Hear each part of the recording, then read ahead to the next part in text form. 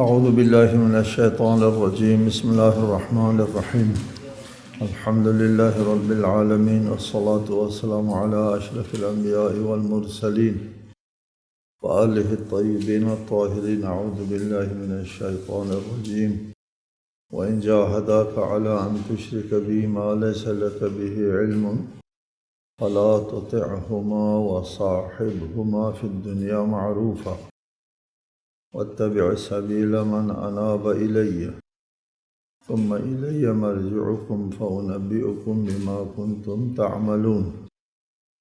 سورہ لقمان آیت 15۔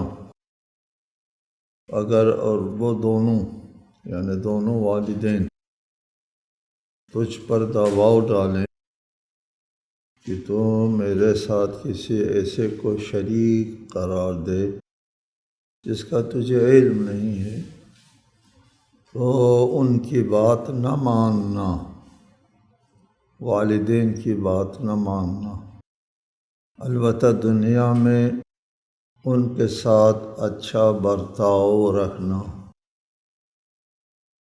اور اس کی راہ کی پیروی کرنا جس نے میری طرف رجوع کیا ہے، پھر تمہاری بازگشت میری طرف ہے، پھر میں تمہیں بتا دوں گا کہ تم کیا عمل کرتے رہے ہو۔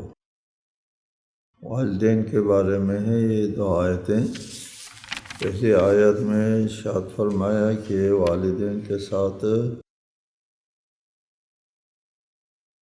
احسان کرو، اور اس آیت میں فرمایا وَإِن جَاهَدَاكَ، اگر والدین کوشش کریں،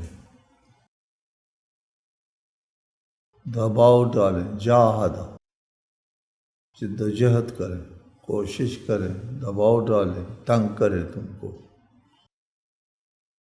لفظ جاہدہ ہے، امرا نہیں، وَإِنْ أَمَرَاكَ نہیں ہے، وَإِنْ جَاهَدَاكَ ہے۔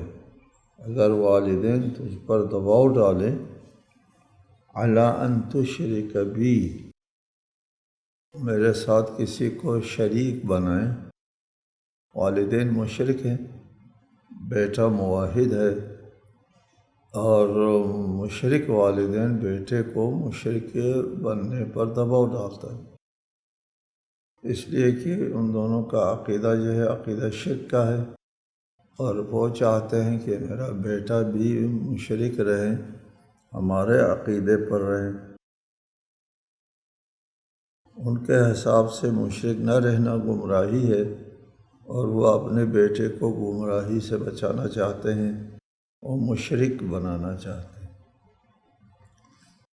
ما لیس لک بہ علم، اس شرک کی طرف تم کو بلائیں یہ دونوں، دباؤ ڈالیں جس کا تجھے علم نہیں ہے کہ اللہ تعالیٰ کوئی شریک ہے، اللہ کے ساتھ شریک نہیں ہے، عدمی ہے، ایک چیز نہیں ہے، اس کا کس کو علم حاصل ہو سکتا ہے؟ لہٰذا والدین کے اس حکم کو قبول نہ کرو، فلا تطعہما، اس بات میں والدین کی اطاعت نہ کرو۔ لا طاعت لمخلوق فی معصیت الخالق، کسی مخلوق کی اطاعت اللہ کی معصیت کے ساتھ نہیں ہو سکتی، وہ مخلوق کیسے باشه؟ لہذا والدین کی اس بارے میں اطاعت نہ کرو، فلا تطعہما، والدین کی اطاعت نہ کرو، نافرمانی کرو، گستاخی کرو۔ وصاحبہما فی الدنیا معروفا، اور دنیاوی زندگی کے بارے میں ان دونوں سے اچھا برتاؤ رکھو۔ یا سبحان اللہ، اللہ تعالیٰ کس قدر مہربان ہے کہ والدین مشرک ہیں، اللہ کی بندگی سے خارج ہیں، باغی ہیں، اللہ کے نافرمان ہے۔ ان الشرک لظلم عظیم، شرک سے بڑھ کر کوئی ظلم ہے نہیں اس دنیا میں۔ اس قدر ظلم اور زیادتی کا مرتکب ہونے اور اس قدر گمراہی میں جانے والے والدین کے اوپر بھی احسان کرو، صرف اطاعت نہ کرو شرک کے بارے میں، اپنے آخرت کو والدین کے حوالے نہ کرو، لیکن جہاں تک ان کی انسانی پہلو کا تعلق ہے، وہ دونوں انسان ہیں کہ دنیاوی اس سے باہمی زیست کے سلسلے میں ان کے اوپر احسان کرو۔ وصاحبہما فی الدنیا معروفا، دنیا میں اچھا برتاؤ رکھو ان کے ساتھ، ان کا جو انسانی پہلو ہے ان کا خیال رکھو۔ اللہ تعالیٰ کا بہت بڑا احسان ہوتا ہے بندوں پر کہ کافر کے لیے بھی قرآن مجید میں آیات ہے، کافر کے ساتھ بھی کس طرح پیش آنا ہے۔ ایک آیت ہے، مشہور آیت ہے، اس میں لا ینہاکم اللہ عن الذین لم یقاتلوکم، وہ کافر جنہوں نے تمہارے ساتھ لڑائی نہیں کی اور تم کو تمہارے گھروں سے نہیں نکالا، یعنی کافر غیر حربی پرامن ہے، کافر ہے یہ اللہ کا ماننے والا نہیں ہے، اللہ کی بندگی سے خارج ہے، لیکن وہ تمہارے ساتھ لڑتے بھڑتے نہیں ہیں، تم کو تمہارے گھروں سے بھی نہیں نکالتے، ان کے لیے اللہ روکتا نہیں ہے ان تبروہم، ان پر احسان اور نیکی کرنے سے نہیں روکتا، کافر پر بھی نیکی کر سکتے، وہ تقسطوا الیہ، ان کے ساتھ عدل و انصاف کے ساتھ پیش آؤ۔ سبحان اللہ، عدل و انصاف سے پہلے ان تبروہم، ان کے اوپر بر و احسان و نیکی کرنے سے نہیں روکتا۔ اس کافر مخلوق کے ساتھ اللہ تعالیٰ جو ہے وہ مہربانی کرتا ہے، کافر مخلوق کے ساتھ بھی مہربانی کرتا ہے۔ پھر یہاں سوال آتا ہے کہ اللہ تعالیٰ دنیا میں کافروں کے ساتھ مہربانی کرتا ہے اور ہم سے اللہ فرماتا ہے ان تبرو، ان پر نیکی کرو، احسان کرو، خود اللہ تعالیٰ قیامت کے دن ان کو جہنم میں کیوں ڈالتا ہے، عذاب کیوں دیتا ہے؟ ہم سے کہتے ہیں نیکی کرو، خود کیوں نہیں کرتا؟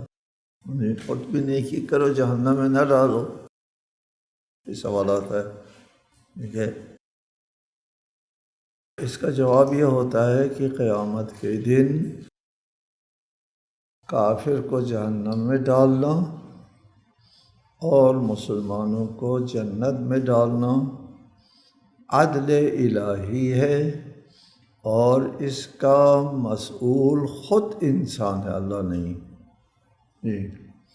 انسان کا اپنا عمل اس کو عذاب دے گا، کہتے ہیں کہ اس کا عمل جو ہے وہ تھوڑی دیر کے لیے گناہ کیا تھا اور یہ ابدی عذاب۔ جواب یہ دیا جاتا ہے کہ جرم اور سزا میں مدت کا برابر ہونا کہیں بھی نہیں ہے۔ ایک آدمی ایک شخص کو گولی مارتا ہے، سر پہ گولی مارتا ہے، اور اس پر 2 سیکنڈ خرچ ہوتا ہے، وقت 2 سیکنڈ وقت لگتا ہے، تھس سے گولی ماری اور وہ مر گیا، اور اس کو سزا دیتے ہیں عمر قید کی۔ 1 سیکنڈ کے جرم کے لیے عمر قید کی سزا، یہ بڑا، یعنی اس نے 1 سیکنڈ کے لیے جرم کیا تو اس کو 1 سیکنڈ کی سزا دی جائے، ایسا نہیں ہوتا۔ جرم کی سزا جو ہے جرم کی نوعیت کے ساتھ مربوط ہے۔ کافر اللہ تعالیٰ کے ساتھ وہ انکار کرتا ہے اللہ کی ربوبیت کو اور اللہ کی بندگی سے نکلتا ہے، پھر اس کے بعد یہ بندہ اس نے جرم ختم نہیں کیا. آپ کہتے ہیں تھوڑی دیر دنیا میں تھوڑی زندگی کی ہے، اس میں جرم کیا ہے. نہیں، تھوڑی دیر اس نے زندگی کی جرم کیا، اس نے جرم ختم نہیں کیا، وہ خود ختم ہو گیا، خود مر گیا. یہ انسان کا اپنا عمل ہے جو اس کو عذاب دیتا ہے، یہ عمل کے ساتھ مربوط ہے اور اللہ کے عدل و انصاف کے ساتھ مربوط ہے. وَصَاحِبْهُمَا فِي الدُّنْيَا مَعْرُوفًا، ان دونوں کے ساتھ دنیا میں اچھا برتاؤ رکھو، مشرک والدین کے ساتھ. اور گناہان کبیرہ میں سے جو بڑے بڑے گناہ ہیں جس کے اوپر عذاب کی سزا تعین ہے، وہ عاق الوالدین ہے. جی بہت اس کا خیال رکھنا ہوتا ہے. آج آپ کے والدین حیات ہے تو جی بھر کے ان کی خدمت کریں، اور اگر حیات نہیں ہے کبھی بھی نہ بھولیں ان کے مغفرت کے لیے دعا کرنا. دن میں کئی بار دعا ہونا چاہیے، دن میں کئی بار. وَاتَّبِعْ سَبِيلَ مَنْ أَنَابَ إِلَيَّ، اور پیروی مشرک والدین کی نہ کرو بلکہ اس کی پیروی کرو جس نے میری طرف رجوع کیا. اللہ کی طرف رجوع کرتا ہے، اللہ سے حکم لیتا ہے، اللہ سے احکام وصول کرنے والا ہے، اس کی طرف رجوع کرو. جی اللہ سے کس کا تعلق ہے؟ رسول کا تعلق ہے. من اناب الیہ، رسول کا تعلق اللہ تعالیٰ سے ہے. پھر اس کے بعد رسول کے جانشینوں کا تعلق رسول سے ہے، ان کا بھی تعلق اللہ سے ہے رسول کے ذریعے. اور ائمہ علیہم السلام سے جو مذہب لینے والے ہوتے ہیں، ماہرین ہوتے ہیں، جو ائمہ کی فرامین کو چھان بین اور صحت و سقم کا تحقیق کر کے احکام لیتے ہیں، ان کی اطاعت کرو. یہ ایک کلیہ ہے. وَاتَّبِعْ سَبِيلَ مَنْ أَنَابَ إِلَيَّ، ان لوگوں کے راستے کی پیروی کرو جو میری طرف اس کا رجوع ہے، اللہ کی طرف رجوع ہے. غیر اللہ کی طرف کسی بھی قیمت پر رجوع کرنے والے کی پیروی نہیں کرنا ہوتا ہے. رسول ہے اللہ کی طرف ہے، امام ہے اللہ کی طرف، اور عالم مجتہد فقیہ ہے، فتویٰ دیتا ہے، وہ بھی اللہ کی طرف بالواسطہ بالوسائط اللہ کی طرف رجوع کرنے والے ہیں. قانون سازی اللہ تعالیٰ کے حاکمیت اعلیٰ کا حصہ ہے. قانون صرف اللہ بنا سکتا ہے، غیر اللہ قانون نہیں بنا سکتا. رسول اور ائمہ، رسول اللہ کا قانون پہنچانے والے ہیں اور امام اس قانون کی حفاظت کرنے والے ہیں. اور مجتہدین اماموں کی طرف سے احکام کو لوگوں تک پہنچاتے ہیں. وَاتَّبِعْ سَبِيلَ مَنْ أَنَابَ إِلَيَّ،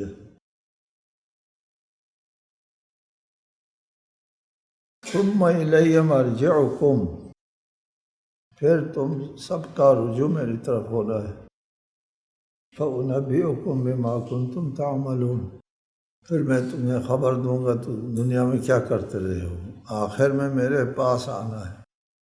قرآن مجید میں کتنی جگہوں پر اس بات کا ذکر ہے بارہا کہ میرے پاس آنا ہے، میرے پاس آنا ہے. الی المصیر، آیت میں الی المصیر، اس آیت میں الی مرجعکم، لقاء اللہ بھی کہا ہے، اللہ کے ساتھ ملاقات کرنا ہے.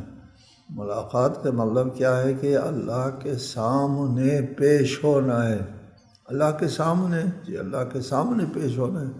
قیامت کے دن حساب لے گا اللہ تعالیٰ، خود حساب لے گا جی، خود سے انسان ہم کلام ہوگا قیامت کے دن جی، اور اس کو لقاء کہا ہے، اللہ سے ہم کلام ہوگا، اللہ حساب لے گا، جواب دینا ہوتا ہے حساب کتاب کا، اور کوئی عذر وذر نہیں چلتا۔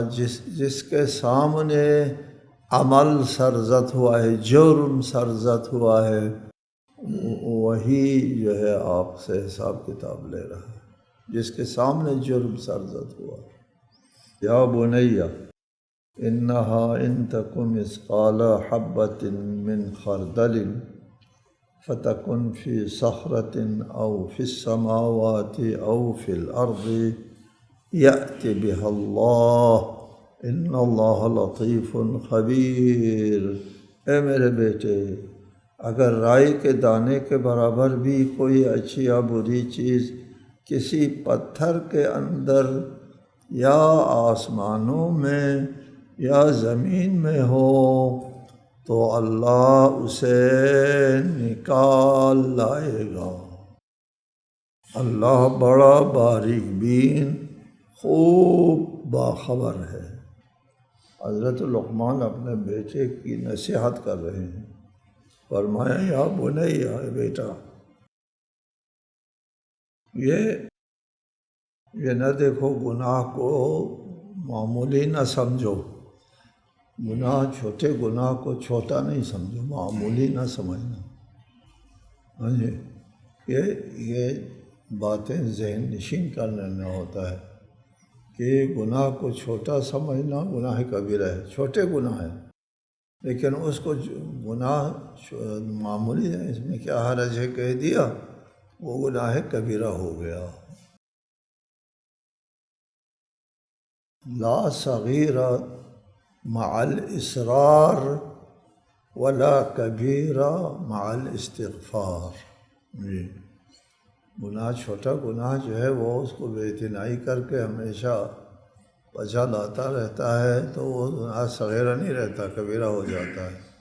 اس گناہ کو معمولی سمجھنا گناہ کبیرہ ہے، خود گناہ صغیرہ تھا اور اس میں کیا حرج ہے کہہ دیا کبیرہ ہو گیا۔ اور اگر گناہ کبیرہ ہوتا ہے تو انسان استغفار کرتا ہے تو وہ گناہ نہیں رہتا۔ کل بھی بتایا تھا آپ کو، گناہ سے نکلنے کے کئی راستے موجود ہیں، ان میں سے ایک راستہ یہ ہے کہ انسان گناہ کو گناہ سمجھتا ہے، گناہ کو گناہ سمجھتا ہے، گناہ معاف ہو جاتا ہے اسے۔ حدیث ہے سیئۃ تسؤک خیر من حسنۃ تعجبک، وہ گناہ جو تجھے خود برا لگے وہ بہتر ہے اس نیکی سے جو تجھ کو خود پسندی میں مبتلا کرے۔ میں بہت بہترین وہ کرنے والا ہوں، میں عبادت گزار ہوں، میں بڑا نمازی ہوں، میں تہجد گزار ہوں، وہ کرتا ہے، اپنے آپ کو بہت زاہد و عابد سمجھتا ہے۔ جی، یہ بندگی نہیں ہے، یہ شخص اللہ کی بندگی میں نہیں ہے۔ جی، اپنے عمل کو بہت بڑی چیز سمجھنے والا بندگی میں نہیں ہے۔ یہ بندگی میں وہ ہے جو گناہ کرنے کے بعد برا لگتا ہے، کتنا میں نے برا کام کیا، یہ اللہ کے سامنے ہے۔ یہ شخص اگرچہ گناہ کیا لیکن اس کو گناہ برا لگا، یہ اللہ کے سامنے ہے، اللہ کی بندگی میں ہے، آگاہ ہے، ضمیر بیدار ہے اس کا۔ لیکن یہ جو اپنی نیکیوں کو بہت بڑی چیز سمجھتا ہے، میں بہت بڑی خدمت گزار ہوں، میں بہت عزادار ہوں، میں بڑا نمازی ہوں، اور میری بہت خدمات ہے، یہ بیچارہ ہے یہ شخص۔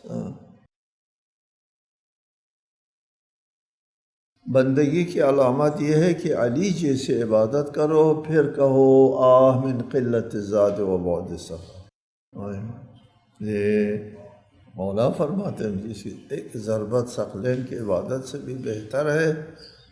ان کا یہ کہنا ہے کہ راستہ اتنا لمبا، عمل اتنا تھوڑا، زاد راہ، راستے کا خرچہ تھوڑا ہے، علی کے پاس راستے کا خرچہ تھوڑا ہے، علی آپ کے پاس تھوڑا ہے۔ جی ہمارے ان شیروں سے پوچھے نا کہ قیامت کے لیے او بڑے جناب علی سے ہم کو قیامت کی کیا فکر ہے، ہم تو یہ ہیں، ہم وہ ہیں جی، اور علی کو فکر ہے۔ یہ بندگی ہے، یہ زاد راہ تھوڑا ہے، میرے پاس زاد راہ نہیں ہے، یہ بندگی ہے کہ یا بنیا انہا ان تک مثقال حبۃ من خردل، اگر یہ گناہ انہا یہ حسنات و سیئات اگر رائی کے دانے کے برابر بھی ہو جی، اور وہ کسی چٹان کے اندر ہو، فی صخرۃ جی، او فی السماوات آسمانوں میں یا زمین میں کہیں دفن ہے، یہ زمین کی گہرائیوں میں، یأتی بہا اللہ، اللہ اس کو پیش کرے گا۔ یہاں انہا ضمیر جو ہے وہ حسنات و سیئات کی طرف جاتا ہے کہ اللہ تعالیٰ اس کو پیش کرے گا، دنیا جہاں میں کہیں بھی ہو اللہ کے لیے مشکل نہیں، وہ لا کر کے اس کے سامنے رکھے گا۔ امام جعفر صادق علیہ السلام کی طرف سے ایک روایت ہے، اتقوا المحقرات من الذنوب فإن لها طالبا، ہاں گناہوں میں چھوٹے گناہوں سے پرہیز کیا کرو، حقیر گناہوں سے۔ یہ نہ کہو تم میں سے کوئی کہ میں گناہ کرتا ہوں تو میں مغفرت چاہوں گا، معاف کروں گا، بعد میں توبہ کر لوں گا، ابھی کرتے جاؤ جی۔ اس کو گناہ کو حقیر سمجھنا، ناچیز سمجھنا، ایسا نہ کرو۔ ان اللہ تعالیٰ یقول، پھر مولا نے اس آیت کی تلاوت فرمائی، یہ گناہ کے کسی ذرے کے برابر بھی اس کائنات کے کسی گوشے میں ہو، اللہ تعالیٰ اس کو پیش کر سکتا ہے۔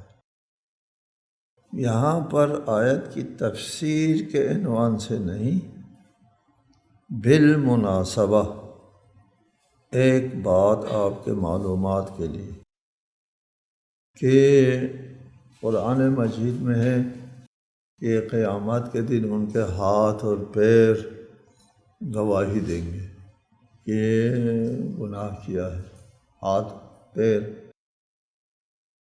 گواہی دیں گے، اعضاء و جوارح گواہی دیں گے کہ گناہ کیا ہے، میرے ساتھ کیا ہے، مجھے استعمال کیا ہے، گناہ کی طرف چلنے میں پیروں نے کام کیا ہے، ہاتھوں نے کام کیا، آنکھوں نے کام کیا ہے، یہ سب اعضاء و جوارح جو ہے وہ گواہی دیں گے قیامت کے دن۔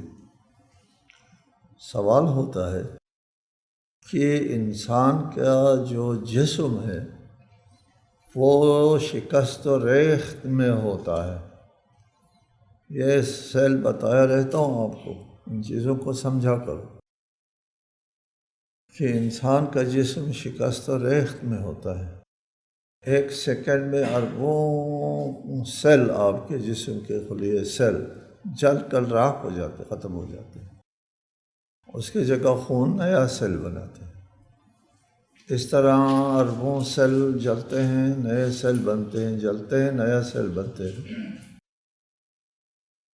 کہتے ہیں 6 سے 7 سال کے اندر آپ کا پورا وجود بدل جاتا ہے، ٹھیک ہے، پورا وجود بدل جاتا ہے۔ وہ ایک زمانے میں لوگ روشن خیالی کے شمار کیا کرتے تھے، مارکس کو، سوشلزم کو وغیرہ، روشن خیالی۔ ان دنوں میں ہم ایک بات کیا کرتے تھے، بڑے زور و شور سے کیا کرتے تھے، کہ وہ کہتے تھے کہ اس کائنات میں، دنیا میں مادے کے سوا کوئی چیز نہیں، کوئی اور چیز ہے ہی نہیں۔ اس وقت میں کہتا تھا کہ اگر ایک شخص کسی سے 1 لاکھ روپیہ قرض لیتا ہے اور 7 سال کے بعد وہ آتا ہے مطالبہ کرنے کے لیے، تو اس کو حق پہنچتا ہے، چونکہ وہ صرف مادے کے قائل ہے، غیر مادی وجود، روح وغیرہ کے قائل نہیں ہے۔ تو یہ شخص کہہ سکتا ہے مارکس کی روح کی قسم میرے ان ہاتھوں نے تمہارا پیسہ نہیں لیا، جس ہاتھوں نے پیسہ لیا تھا وہ بدل گیا، ختم ہو گیا، نہیں ہے، اب یہ نیا ہاتھ ہے، اس نے تمہارا پیسہ نہیں لیا۔ انسان کا جسم جو ہے ہر 7 سال بعد بدلتا ہے، یہ بدل کے کہاں گیا؟ بدلتا ہے کہاں گیا؟ کہیں نہیں جاتا، یہ یاد رکھو۔ یہ سیل جو ہے وہ جلتا ہے، جل جاتا ہے، جو آپ آکسیجن پیتے ہیں اس کی وجہ سے سیل جل جاتا ہے، جلنے کی وجہ سے راکھ ہو جاتا ہے۔ راکھ کا نام ہے کاربن آکسائڈ، کاربن کی شکل میں منہ سے نکل جاتا ہے، منہ سے نکل جاتا ہے، ہوا میں بکھر جاتا ہے، اور پھر نابود ہوتا ہے؟ نہیں، نابود نہیں ہوتا۔ ایک لاواضیہ کا ایک نظریہ ہے، کائنات میں کوئی بھی چیز نابود نہیں ہوتی۔ آپ لکڑی کو جلا کے راکھ کر دیں اور بکھر دیں، نابود نہیں ہوئی، اس کا دھواں شواں جو ہے وہ اس میں سے جو ترکیب بدل گئی، وہ کاربن نکل گیا، اور باقی جو ہے وہ راکھ ہے، وہ بھی زمین میں موجود ہے، کہیں نہیں جاتا، کوئی چیز بھی معدوم نہیں ہوتی۔ ہاں، کائنات میں ہر چیز محفوظ اور موجود ہے۔ ہماری زندگی بدل گئی، میرے جسم کے ساخت و بافت بدل گیا، لیکن میرے جسم کے اندر جو موجود چیزیں ہیں وہ میرے جسم سے نکل گئے، کائنات سے نہیں نکلا، ادھر محفوظ ہے، ٹھیک ہے؟ قیامت کے دن میرے ہاتھ نے گواہی دینا ہے، میرے پیروں نے گواہی دینا ہے، تو جن پیروں سے میں نے گناہ کیا ہے ان کے مواد کائنات میں موجود ہے۔ ان تکو مثقال حبۃ من خردل فتکن فی صخرۃ، میں اس کی تفسیر نہیں کر رہا ہوں، بالمناسبہ بات کر رہا ہوں جی۔ جہاں کہیں بھی ہے وہ عضو ہے جس سے جرم سرزد ہوا ہے، اس کا حاضر کرنا اللہ کے لیے کوئی مشکل ہے نا، مسئلہ ہے۔ دنیا میں انسان کو اللہ تعالیٰ نے بنایا ہے، اسی طرح بنایا ہے جی، کس طرح بنایا ہے کہ انسان نے روٹی کھائی، گندم امریکہ سے آئی جی، پانی جو ہے وہ ادھر سمندر سے اٹھنے والی جو بخار ہے، سمندر دور دراز وہ پہاڑوں میں جا کے جم گیا، اور پھر وہاں سے سمندروں سے آنے والا پانی ہے، اور دنیا کے پتہ نہیں اپنے زمین کے پنجاب ہے، سندھ ہے، دیگر علاقے ہیں، ان کے خاک ہے، وہاں سے دانے اگتے ہیں، مختلف دنیا کے گوشہ و کنار سے چیزیں جمع کر کے میرے دسترخوان پر آتا ہے، اس کو میں کھاتا ہوں، اس سے خون بنتا ہے، اور خون سے جرثومہ بنتا ہے، اس سے اولاد پیدا ہوتی ہے۔ انسان کو خلق کیا اللہ تعالیٰ نے بھی کائنات کے گوشہ و کنار سے جمع کر کے میرے دسترخوان پر رکھا، اور اس سے انسان پیدا ہو۔ یہی دنیا میں ہماری تخلیق اسی طرح ہوئی ہے۔ قیامت کے دن جو ہے ہمارے بکھرے ہوئے اعضاء کو اور بکھرے ہوئے سیل کو